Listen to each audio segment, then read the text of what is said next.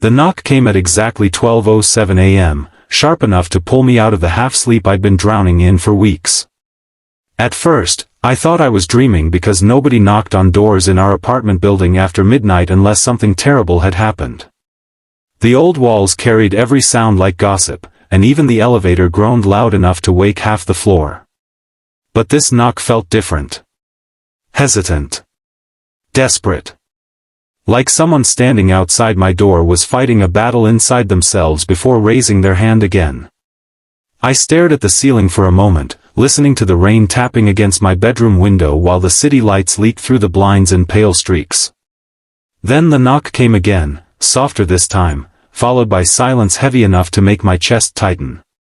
When I opened the door, my neighbor stood there wearing my gray hoodie, the oversized sleeves covering her hands, her wet hair clinging to her face, and eyes so exhausted they looked like they had forgotten how to hope. She looked up at me with trembling lips and asked the one question that changed everything. She asked if I was still awake. Before this story begins, if you believe kindness and second chances can save someone's life, take a moment to like, comment, share, and subscribe to the channel, Lifeline Vibes. Your support helps stories like this reach hearts that may need them most. Her name was Celine Vale, and until that night, we had barely exchanged more than polite greetings in the hallway. She lived across from me in apartment 4B while I stayed in 4A, two strangers separated by 10 feet of cracked carpet and years of private pain. I knew little about her except that she worked long hours at the hospital downtown, always returned home carrying too much weight in her eyes, and sometimes sat on the fire escape during sunrise with a blanket wrapped around her shoulders like she was trying to disappear into the morning sky. The hoodie she wore had gone missing from the laundry room 3 weeks earlier. I remembered noticing it on her once while she rushed to collect her mail, but I never mentioned it because the truth was painfully simple. She looked like she needed warmth more than I did. That night, however, something was different. Her hands shook violently, and beneath the smell of rain and detergent, I could smell fear. Real fear. The kind that makes people silent because words become too fragile to carry what they are feeling. She stepped inside after I moved aside without saying anything, and I watched tiny drops of rainwater fall from the edge of the hoodie onto my kitchen floor.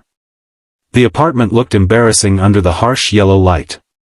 Unwashed dishes crowded the sink, unopened bills covered the counter, and my couch still carried the shape of where I had spent most evenings staring blankly at old family photos on my phone. I had been surviving, not living, ever since my younger sister Mara died in a car accident 8 months earlier. After losing her, everything in my world became quieter and heavier at the same time. Friends stopped calling after I ignored them long enough. Work became routine. Sleep became impossible. I moved through days like a ghost wearing my own face. Celine noticed the framed picture sitting beside the television.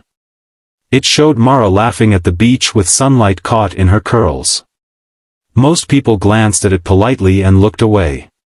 Celine stared at it like she understood grief personally. Maybe that was the moment I realized she hadn't come over because of loneliness. She had come because she was drowning. She finally spoke while staring at the photo. Her voice sounded cracked from holding too much inside for too long. She admitted she had nowhere else to go tonight. She said she didn't trust herself to be alone. The room became painfully still after that confession. Outside, thunder rolled across the city while headlights from passing cars flashed through the curtains like brief memories. I remember feeling terrified because I suddenly understood what she meant. I had stood at the edge of that same darkness months earlier after Mara died. There were nights I sat on my bathroom floor until sunrise wondering whether pain ever truly loosened its grip on people or whether everyone simply became better at hiding it. Looking at Celine felt like looking into a mirror showing another version of grief. I made coffee neither of us really wanted, just to give our hands something to do. She sat on the couch wrapped in my hoodie while I leaned against the kitchen counter pretending not to notice how close she looked to breaking apart. Slowly, over the next hour, pieces of her story spilled into the room like shattered glass. She had spent 3 years caring for her mother through terminal illness while balancing exhausting hospital shifts. 2 months ago, her mother passed away quietly one afternoon while Celine was at work saving strangers. Since then, she had been living inside a numb routine of endless exhaustion. She smiled for patients during the day, cried in elevators between shifts, and returned home every night to an apartment that felt haunted by silence. What hurt most wasn't simply losing her mother. It was realizing how invisible grief made people. Everyone expected her to continue functioning because technically she still could. She still showed up to work. She still paid rent. She still answered texts with fake cheerful replies. Nobody noticed she was slowly collapsing inside. I understood that feeling too well. Somewhere around 2 in the morning, the rain stopped. The city outside softened into quiet reflections on wet streets while the apartment filled with the smell of coffee gone cold. Celine eventually admitted she had been standing outside my door for nearly 20 minutes before knocking. She said she remembered the night I left my apartment crying after receiving the phone call about Mara. She had heard me break down in the hallway when I thought nobody was around. That night, she placed a small paper bag outside my door containing homemade soup and aspirin because she didn't know what else to do for a grieving stranger. I remembered that bag.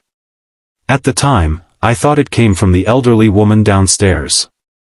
That realization hit me harder than expected because grief often convinces people they are completely alone, yet somehow two broken strangers had been quietly trying to keep each other alive without even knowing it. The following weeks changed the rhythm of our lives in ways neither of us expected. It began with small things. Morning coffee shared before work. Grocery runs together because crowded stores overwhelmed her anxiety. Evening walks around the neighborhood while spring sunlight stretched across sidewalks still wet from seasonal rain.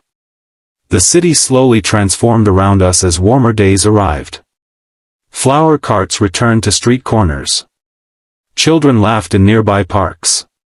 Sunlight lingered longer each evening like the world itself was trying to heal. For the first time in months, my apartment no longer felt like a waiting room for sadness.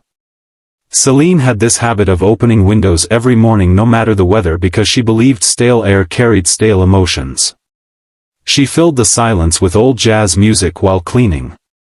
She laughed rarely, but when she did, it sounded surprised, as though happiness had caught her off guard.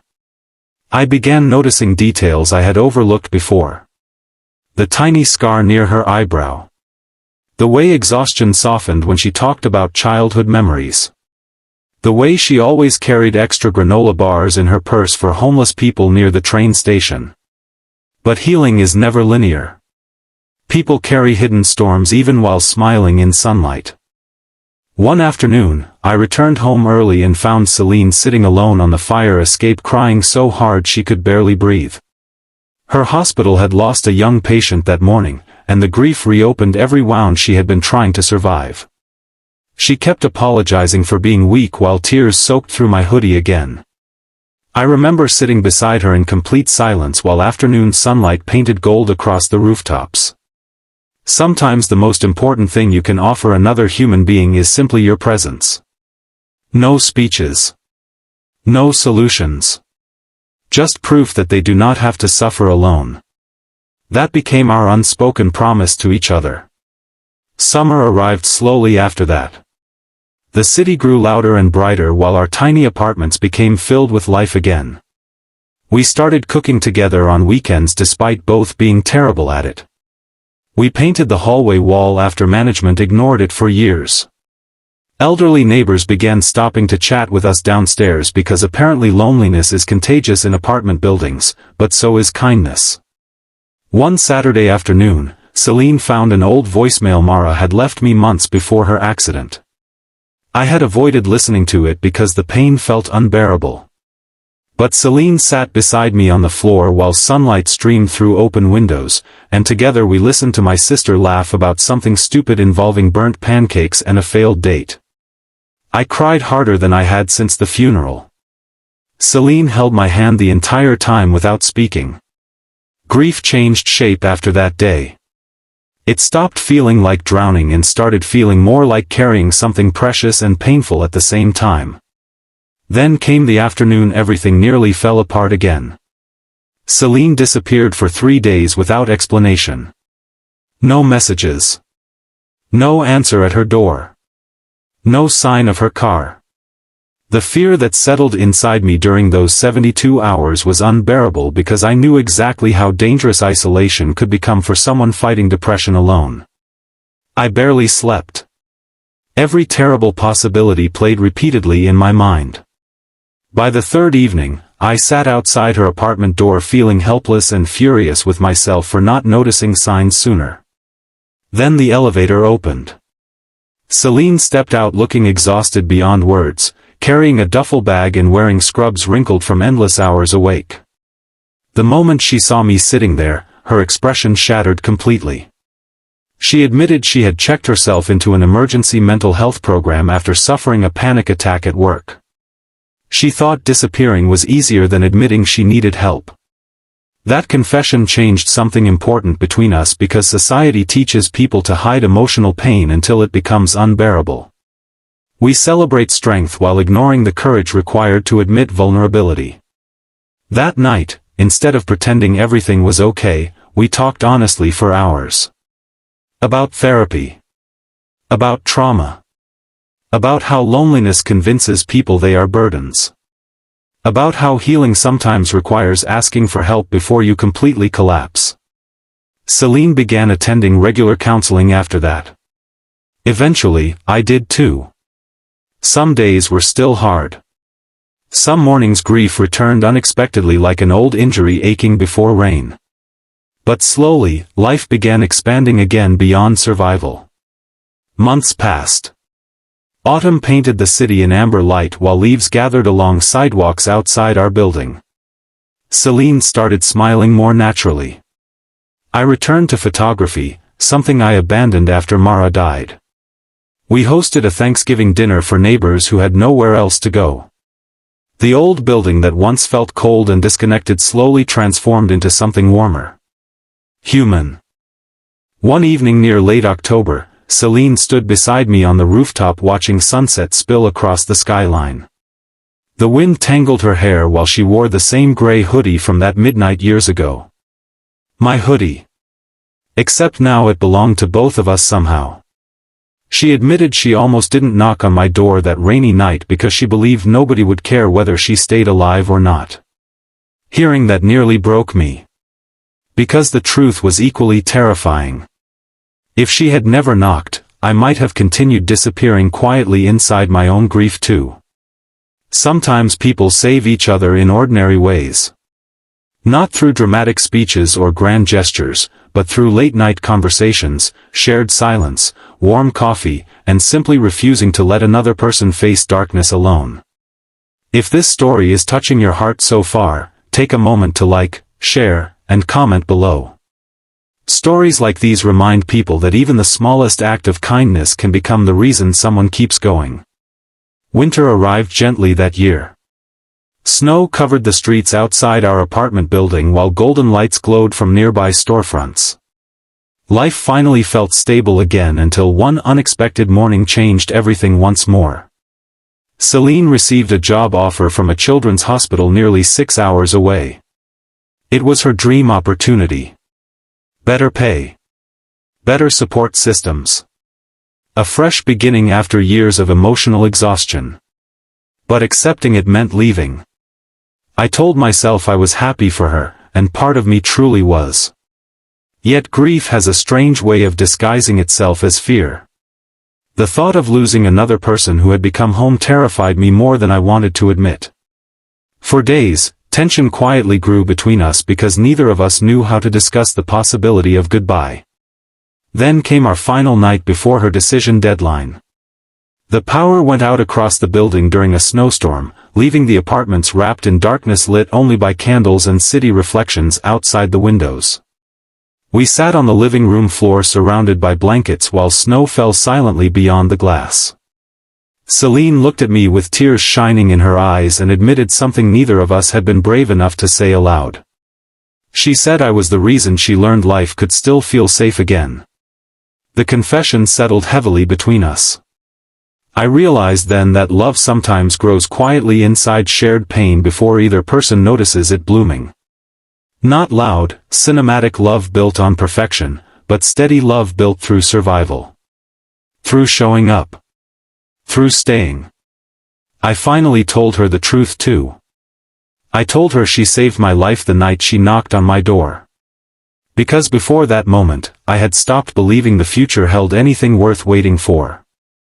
We sat there for hours while candlelight flickered across the walls and snow buried the city outside.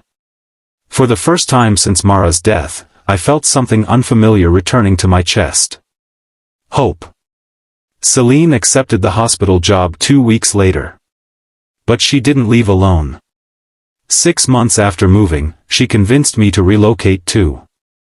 I found work at a local newspaper as a photographer, and together we rented a small apartment overlooking a river lined with maple trees. Life wasn't magically perfect after that. We still carried scars. There were still difficult nights. Still anniversaries that hurt. Still moments grief returned unexpectedly. But healing no longer felt impossible. Years later, I still think about that midnight knock whenever life becomes overwhelming.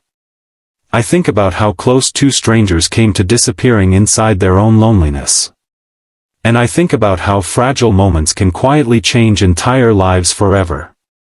Because sometimes salvation doesn't arrive dramatically. Sometimes it arrives wearing your old hoodie, standing trembling outside your door in the middle of the night, asking if you're still awake. And sometimes the bravest thing a person can do is answer yes. Before this story ends, I want to ask you something special. If this journey moved you emotionally, please comment the word hope below. Your comment may remind someone reading it that they are not alone in their struggles.